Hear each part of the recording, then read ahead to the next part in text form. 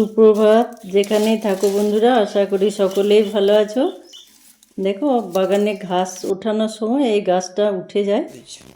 এরপর একটা প্যাকেটের মধ্যে রেখেছিলাম, একদম মরা মরা হয়েছিল। তারপর কিছুদিন পর দেখলাম খুব সুন্দর পাতা গজিয়েছে।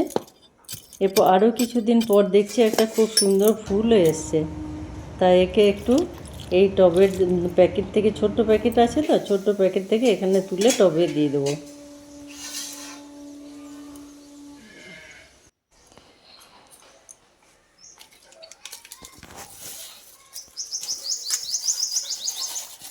দেখো, এই ছোট্ট গাছে ফুল দেখতে কিন্তু খুব ভালো লাগছে। আর এটা কি গাছ তোমরা অবশ্যই জানাবে বন্ধুরা। এটা বললাম না, সাদা মতো ফুল, পাতাগুলো দেখে নিশ্চয়ই চিনতে পারবে।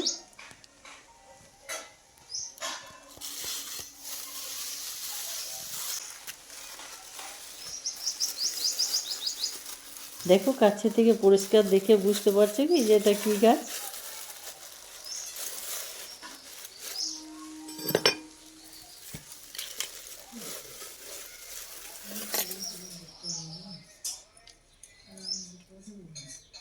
আর একটু বলি, এটা কিন্তু একটা সবজির গাছ।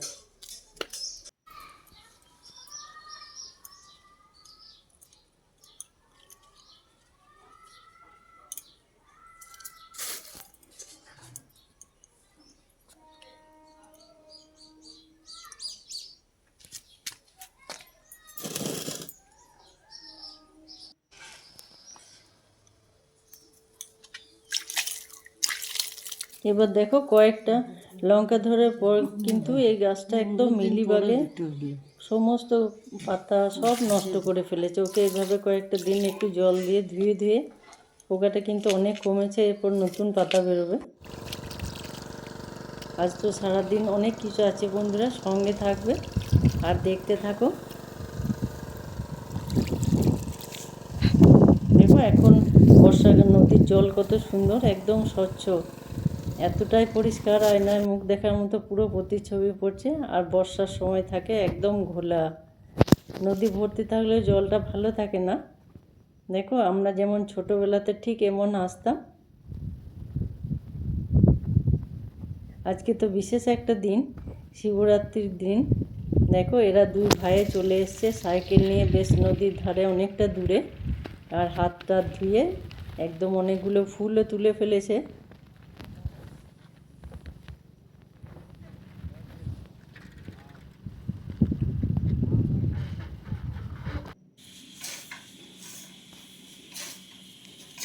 দেখো, এত ফুল। আর শিবরাত্রির সময়, তারপর শ্রাবণ মাসে যখন পুজো হয়, শিবরাত্রির সময় ঠিক একটু মালা ছাড়া যেন পোষায় না। শিব পুজো করতে গেলে মালা, আকন্দ ফুল এগুলো যেন একদম চাই, এরকম একটা ব্যাপার। আর অনেকগুলো যদি হয়, মালা গেঁথে বেশ মন পুষিয়ে যায়। এইভাবে ছাড়ানো ফুলে মালা গাঁথা ঠিক না ভুল আমি জানি না বন্ধুরা, কিন্তু আমার এটা ভালো লাগে বলে আমি এমনভাবে মালা তৈরি করি। তোমরা জানিও অবশ্যই কে কেমন মালা তৈরি করো। আর দেখো, এখানে অনেকগুলো ফুল দিয়ে আমি বাড়িতে যে পুজো হয় প্রতিদিন, তাই জন্য আর মন্দিরে যাওয়ার জন্য কয়েকটা মালা তৈরি করে নেব।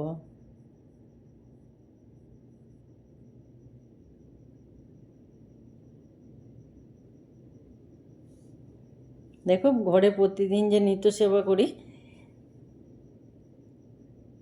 সেই জন্য এইটুকুই মালা লাগবে আমার। আর মন্দিরের জন্য মালাগুলো কি ভালো লেগেছে তাহলে অবশ্যই জানিও।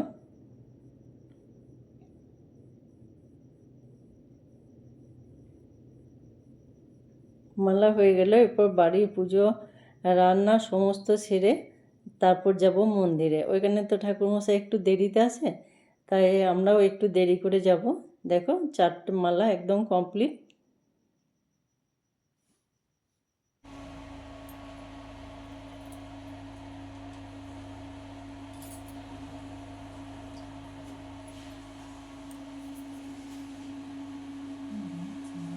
বাড়ির পুজো আর মন্দিরের পুজো একদম এক হাতেই সাজিয়ে নিয়েছি। এরপর মন্দিরে যাব দেখতে। ভিড় থাকলে একটু পরে যাব আমরা।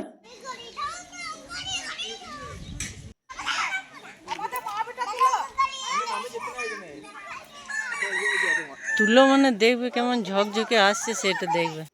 হ্যাঁ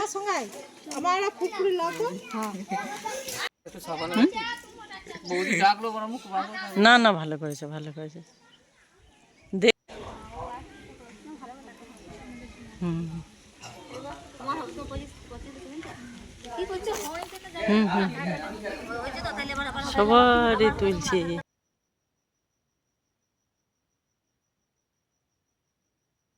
দেখিস পরে দেখতে পাবি। রোদ্দুরের জোর হয়েছে, কেউ বাইরে কেউ বা মন্দিরে আছে।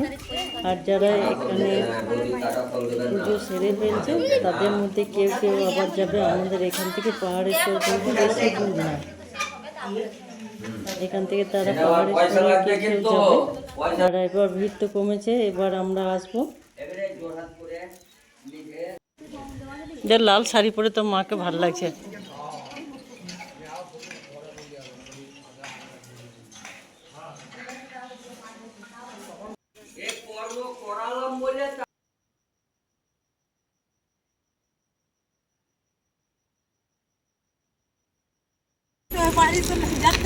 এখানে পুজো সেরে এরা চললো পাহাড়ের চরে। তারপর আমরাও ভিড় কমতে এসে পুজো দিয়ে বাড়িতে এসে একটু শরবত জল চা খেয়ে একটু রেস্ট নিয়ে চলে এলাম একদম সন্ধ্যেবেলায়। এখন চলছে রাতে খাওয়া দাওয়ার প্রস্তুতি আবার। আর আজ তো সারাদিন প্রচণ্ড ব্যস্ততার মধ্যে কাটলো, তাই দুপুরবেলার বিকালে কি করলাম আর দেখাতে পারলাম না বন্ধুরা। শিবরাত্রির দিন মা বলতো, তোরা ফুল মালা পুজোর জোগাড় এগুলো নিয়েই থাক, বেশি ঘোরাঘুরি করলে খিদে পেয়ে যাবে, জল তেষ্টা পেয়ে যাবে, তোদের আর কিচ্ছু করতে হয় না। আজ বেশি বেশি করে মনে পড়ছে, কিন্তু এখন তো সময় একদম অন্য রকম, সময়ের সঙ্গে সঙ্গে সব কিছুই পরিবর্তন আসে। ভাবলাম যে লুচি একটু মিষ্টি আছে আর করে নেবো একটু আলু ভাজা, তো ছেলের তো পছন্দ হলো না। আর সারাদিন খালি পেটে থাকার পরে এই সমস্ত গন্ধগুলো আর ভালো লাগে না। ও বললে ছেড়ে দাও আমাকে, আমি আজকে একটা বেশ সুন্দর আলুর তরকারি বানাবো। ভয় ভয় করছিলাম, আস্তে আস্তে দেখলাম বেশ ধৈর্য ধরে একদম নিরামিষ তরকারি বেশ কষিয়ে আর একটু কাঁচা মটর ছিল সেই দিয়ে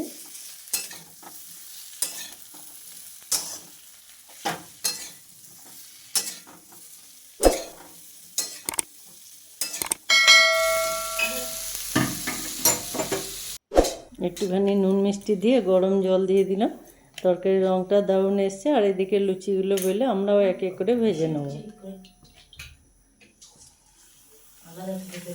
আজ আমাদের একদম শুরু থেকে পুরো ভিডিও কেমন লাগলো বন্ধু, মালাগুলো কেমন হয়েছে আর কী গাছ বসিয়েছে ওটাও অবশ্যই জানাবে। আর দেখতে দেখতে একটা সাবস্ক্রাইব আর যাওয়ার সময় লাইক কমেন্ট একটু করে যেও।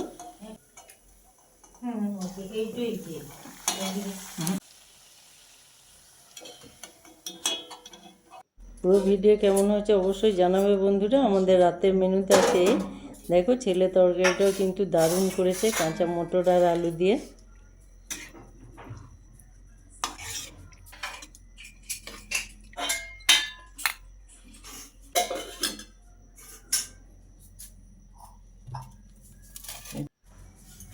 আজ এই পর্যন্ত বন্ধুরা, আবার দেখা হবে।